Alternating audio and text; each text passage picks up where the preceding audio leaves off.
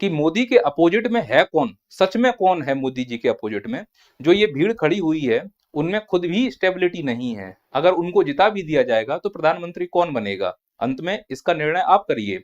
अब तुमने एक नया वीडियो बना दिया और तुम बोल रहे हो कि डरा हुआ डिक्टेटर। तुम्हें शर्म नहीं आती बिल्कुल भी?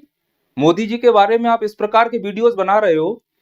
तुम भी इसी मिट्टी में जन्म लिए हो, बीजेपी विरोधी हो विशुद्ध रूप से। ध्रुव राठी तुम्हें सम्मान नहीं है, तुम किसी दूसरे पार्टी से बिके हुए हो।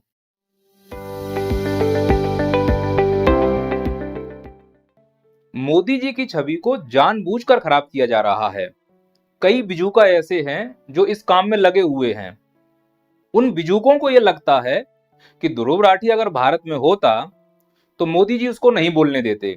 क्योंकि वो भारत के बाहर रह रहा है इसीलिए वो खुलकर बोल पा रहा है। अरे चिलगोजो, मोदी जी वो हस्ती हैं जो रूस और यूक्रेन का युद्ध रुकवा सकते हैं, तो क्या ध्रुव राठी का बोलना नहीं रुकवा सकते, चाहे वो जर्मनी रहे या फ्रांस? अगर मोदी जी अपने ऊपर आ जाएं और वो सच में तानाशाह होते तो ध्रुव राठी का भी एक वीडियो चल रहा होता, पापा मोदी जी ने मेरा बोलना रुकवा दिया। पर ऐसा हो पा रहा है क्या? ध्रुव राठी तो खुलकर बोल रहा है ना। और मैं ध्रुव राठी से स्पष्ट बोल दूं, मोदी जी डिक्टेटर नहीं है। डिक्टेटर वो होता है जो किसी के ऊपर नियंत्रण करे। मोदी जी की ये प्रवृत्ति नहीं है और ना ही मोदी जी में इतनी शक्ति है कि वो कुछ नियंत्रित कर सकें। अगर वो डिक्टेटर होते तो वो बेरोजगारी को नियंत्रित कर रहे होते, महंगाई को नियंत्रित कर रहे होते। अगर वो डिक्टेटर होते तो पेपर लीक को नियंत्रित कर लेते। अगर वो डिक्टेटर होते तो मणिपुर इतने दिनों से जल रहा है उस पर नियंत्रण कर लेते। अगर वो डिक्टेटर होते तो काले धन पर नियंत्रण कर लेते और स्विस बैंक से काला धन इंडिया में ले आते। अगर वो डिक्टेटर होते तो इस बलात्कारी को पैरोल पर आने से रोकते। चलो मानो इसको कोर्ट ने बेल दी है, तो जिस राज्य में यह घूमता है वहां पर बीजेपी की सरकार है, बिंदास होकर घूम रहा है ये बलात्कारी। लेकिन कभी भी मोदी जी ने हस्तक्षेप नहीं किया अपनी राज्य सरकार में, क्योंकि वो डिक्टेटर है ही नहीं। और सच बात तो यह है कि अगर वो डिक्टेटर होते तो इन दलाल मीडिया को बोलने से रोकते कि तुम जहर मत घोलो इस समाज में गलत। पर मोदी जी ने ऐसा नहीं किया। तो मैं दावे के साथ बोल सकता हूं कि मोदी जी डिक्टेटर नहीं है। अब तुमने एक नया वीडियो बना दिया और तुम बोल रहे हो कि डरा हुआ डिक्टेटर। तुम्हें शर्म नहीं आती बिल्कुल भी? मोदी जी के बारे में आप इस प्रकार के वीडियोस बना रहे हो। तुम भी इसी मिट्टी में जन्म लिए हो, बीजेपी विरोधी हो विशुद्ध रूप से। ध्रुव राठी तुम्हें सम्मान नहीं है, तुम किसी दूसरे पार्टी से बिके हुए हो। वो पार्टी जो देश हित में काम कर रही है, तुम उस पार्टी के बारे में ऐसे कैसे बोल सकते हो? तुमने मोदी जी को डरा हुआ डिक्टेटर बोला तो बोला कैसे? हम लोग ये मानते हैं कि मोदी जी झूठे हो सकते हैं, डिक्टेटर नहीं। मोदी जी फोटो खिंचाने के शौकीन हो सकते हैं, डिक्टेटर नहीं। मोदी जी रैलियों में जाने के शौकीन हो सकते हैं, रैलियां करने के शौकीन हो सकते हैं, डिक्टेटर नहीं। तुम मोदी जी को एंटरप्रेन्योर से बोल दो, एंटरप्रेन्योर है मोदी जी, पर डिक्टेटर नहीं है। वो राजनेता के अलावा भी बहुत कुछ है। उनकी कई सारी फ्रेंचाइजीज हैं, चाय बेचने की फ्रेंचाइजी उनके पास। डिक्टेटर नहीं है वो, बिजनेसमैन बोल सकते हो उनको आप। पकोड़े तलने की फ्रेंचाइजी उनके पास, चौकीदार बनाने की सिक्योरिटी एजेंसी है उनके पास, और आप उनको डिक्टेटर बोल रहे हो, वो भी डरा हुआ। ध्रुव राठी, जब आप इस प्रकार की भाषा का प्रयोग करते हो तो मोदी जी के परिवार को कितना बुरा लगता होगा। हम सब मोदी जी के परिवार हैं और सबसे ज्यादा बुरा तो इन लोगों को लगता होगा। खट्टर जी, शिवराज सिंह जी, वसुंधरा राजे जी, खासकर खट्टर जी तो इनके बड़े प्रिय थे। जय और बीरू की तरह मोटरसाइकिल पर बैठा करते थे। अगर आप इनके बारे में कुछ बोलते हो, मोदी के परिवार के बारे में कुछ बोलते हो, तो निश्चित तौर पर परिवार को बुरा लगेगा, यशोदाबेन जी को बुरा लगेगा, पूरे परिवार को बुरा लगता है। इस प्रकार की भाषा आप प्रयोग नहीं कर सकते और आप उनको बोलते हो डरा हुआ डिक्टेटर। मैं ये सिद्ध कर सकता हूं, मोदी जी डरे हुए डिक्टेटर नहीं है। तुमने जितने भी तथ्य प्रस्तुत किए हैं वो पूरी तरह से गलत हैं।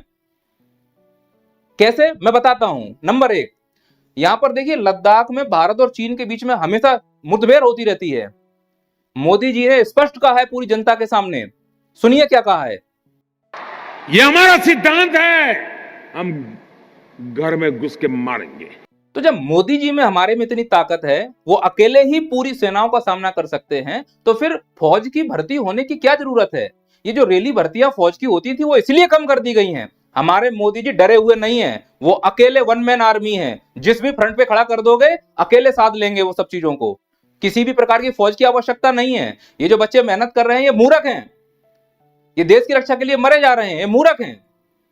और अगर इनको रक्षा करनी है तो 4-4 साल के लिए अग्निवीर के लिए जाइए और देश के प्रति जान दे दीजिए। लेकिन कोई ये नहीं पूछेगा कि अग्निवीर योजना सही है या गलत है, क्योंकि फौज पर विश्वास हो चुका है। लेकिन ये विश्वास तब उठ जाता है जब फौज में कोई मुखिया जाकर पार्टी को ज्वाइन कर लेता है, और ये वही मुखिया है जिन्होंने राफेल की डील करवाई थी। अब इसमें कई बोलेंगे कि देश सेवा करना चाहते हैं रिटायर होने के बाद, तो निर्दलीय लड़ लेते ना। इससे प्रश्न चिन्ह उठेगा ना, फौज पर जितना विश्वास है किसी संस्था पे नहीं है। लेकिन बावजूद इसके मोदी जी पे हमें पूरा भरोसा है। मुझे इतना मालूम है कि मोदी जी डरपोक तो नहीं है। ये ध्रुव राठी सोचते हैं अपने दिमाग में, गंदी सोच है ध्रुव राठी की, जो ऐसा सोच रहे हैं कि मोदी जी डरे हुए हैं। मोदी जी डरे हुए नहीं है, आप उन्हें डरा हुआ डिक्टेटर नहीं कह सकते। तुमने कभी ध्यान दिया है, भारत के जो रेल मंत्री हैं वो कभी भी झंडा नहीं फहराते। क्यों? हमारे रेल मंत्री डरे हुए हैं, उन्हें डर लगता है रेल से। हमारा प्रधानमंत्री जाता है, मंत्री को साइड में करता है, बोले तुम हटो, हम देखते हैं। ये है हमारे प्रधानमंत्री जी की बहादुरी। तुम उन्हें डरा हुआ नेता बोल रहे हो। जब नोटबंदी हुई थी तो आरबीआई के हाथ पैर कांप रहे थे, मोदी जी ने कहा हटो, हम हैं तुम्हारे सामने। डर रहा था जब आरबीआई, तब मोदी जी ने कमान संभाली थी। तुम डरा हुआ डिक्टेटर बोल रहे हो मोदी जी को। वो समय याद करो जब राम मंदिर में भगवान की पूजा कर रहे थे मोदी जी। राम मंदिर अधूरा था, जितने भी पुजारी थे सब बाहर बैठे हुए थे। ये सब डरपोक थे, इनकी किसी की हिम्मत नहीं हो रही थी कि इस अधूरे राम मंदिर में चले जाएं और भगवान की पूजा कर दें। सब डर रहे थे कहीं मंदिर गिर ना जाए। लेकिन हमारे मोदी जी ने एक पल भी बिना बिताए, बिना डर के भगवान का पूजा किया, मंदिर का उद्घाटन किया। और तुम हमारे मोदी जी को डरा हुआ डिक्टेटर बोल रहे हो।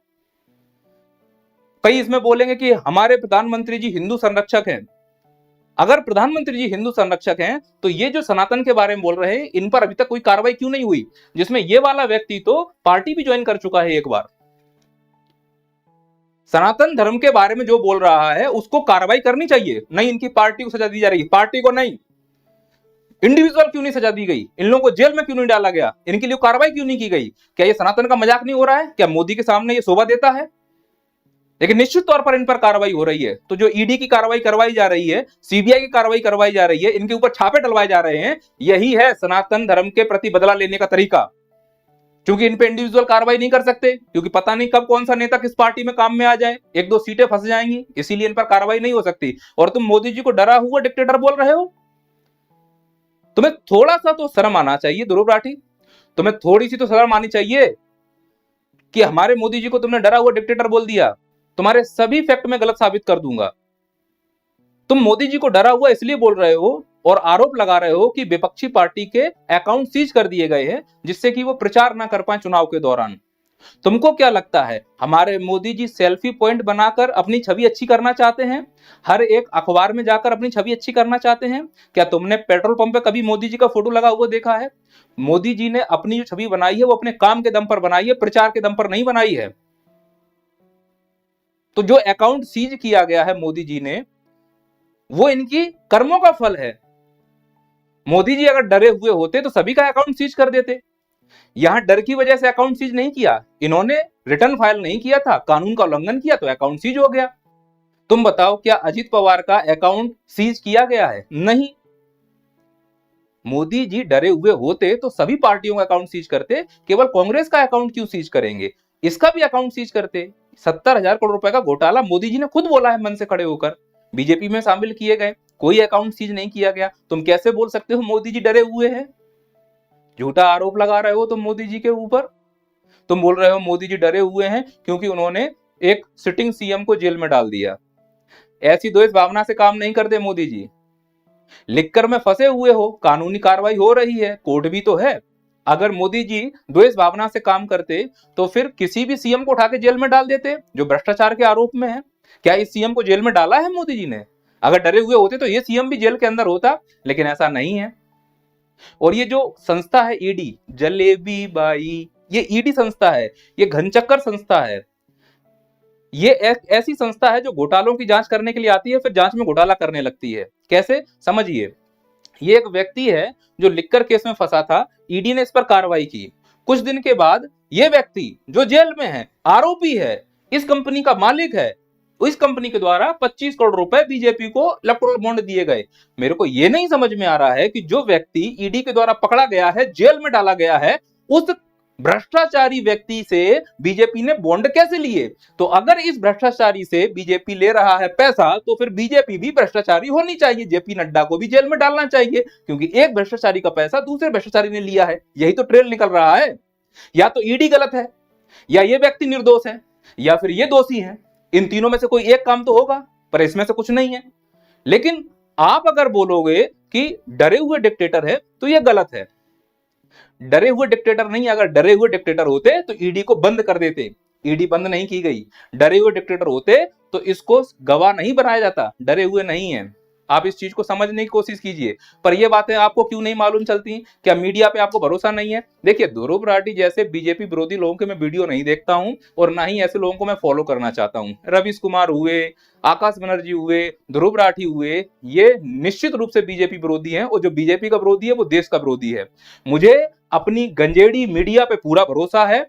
मेरी जो गंजेड़ी मीडिया मुझे दिखाती है, मैं उसी पे भरोसा करता हूं। मुझे अपनी पूरी भरोसा है इस गंजेड़ी मीडिया पर। ये जो बैठे हुए यहाँ पर दलाल हैं, ये जो बोलते हैं, मैं इसी को सत्य मानता हूं। व्हाट्सएप पे जो मैसेज आते हैं, मैं उसी को सत्य मानता हूं। ये बोलते हैं कि 2000 के नोट में चिप है, मैं मान लेता हूं। ये स्कूटर वाला हेलमेट लगा के चंद्रयान का मिशन लॉन्च कर देता है, मैं मान लेता हूं। यहाँ पर 2 ड्रग्स पकड़े जाए, 2 ग्राम तो पूरे दिन चलाते हैं। 2000 किलो ड्रग्स पकड़ा जाएगा अडानी का, तो उस पर बात नहीं होगी, क्योंकि वो बात सही है। तो जो मीडिया में नहीं दिखाया जाएगा, मैं कैसे मान लूं? मीडिया में नहीं बताया गया कि मोदी जी डरे हुए डिक्टेटर हैं, तो मुझे यकीन नहीं होगा। मैं ध्रुव राठी की बात पर यकीन नहीं करूंगा। अखबार में ये देखिए आप, दैनिक भास्कर का अखबार है। इस अखबार में अडानी जी का इतना बड़ा ऐड आया है। अब मुझे बताओ, जब अडानी के ऐड से अखबार चल रहा है, तो अडानी के बारे में कोई निगेटिव लिख सकता है क्या? तो मेरे हिसाब से मुझे अपनी मीडिया पर भरोसा है। मीडिया जो भी हमें खबर दिखाएगी, हम उस पर आंख बंद करके खबर पे यकीन करेंगे। जो काम की खबर है वो कोने में रहती है, इसीलिए अखबार को फ्रंट पे पढ़ो, बड़े बड़े सपने देखो, कोने में जाके समस्याएं लिखी हुई होती हैं। तो ये स्पष्ट है, मैं कर दूं यहाँ पर, कि मोदी जी डरे हुए डिक्टेटर नहीं है। मोदी जी एक स्वस्थ देश और स्वस्थ लोकतंत्र बनाने की ओर अग्रसर हैं।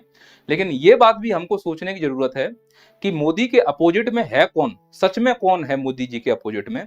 जो ये भीड़ खड़ी हुई है, उनमें खुद भी स्टेबिलिटी नहीं है। अगर उनको जिता भी दिया जाएगा तो प्रधानमंत्री कौन बनेगा? अंत में इसका निर्णय आप करिए कि एक तरफ तानाशाही है और दूसरी तरफ है वो गठबंधन की सरकार, जो कभी भी टूट सकती है। निर्णय विलंब से लिए जाएंगे, यह निर्णय शीघ्र लिए जाएंगे। अब यह निर्णय जो शीघ्र लिए जाएंगे वो कठोरता से लागू होंगे। अगर निर्णय ले लिया गया तो वापस नहीं होंगे, वहां निर्णय लिए ही नहीं जाएंगे। अब मुझे कमेंट करके आप बताइए, तानाशाही सरकार चाहिए या गठबंधन की सरकार चाहिए? और कोई सलाह हो तो कमेंट कीजिए। जय हिंद, जय भारत।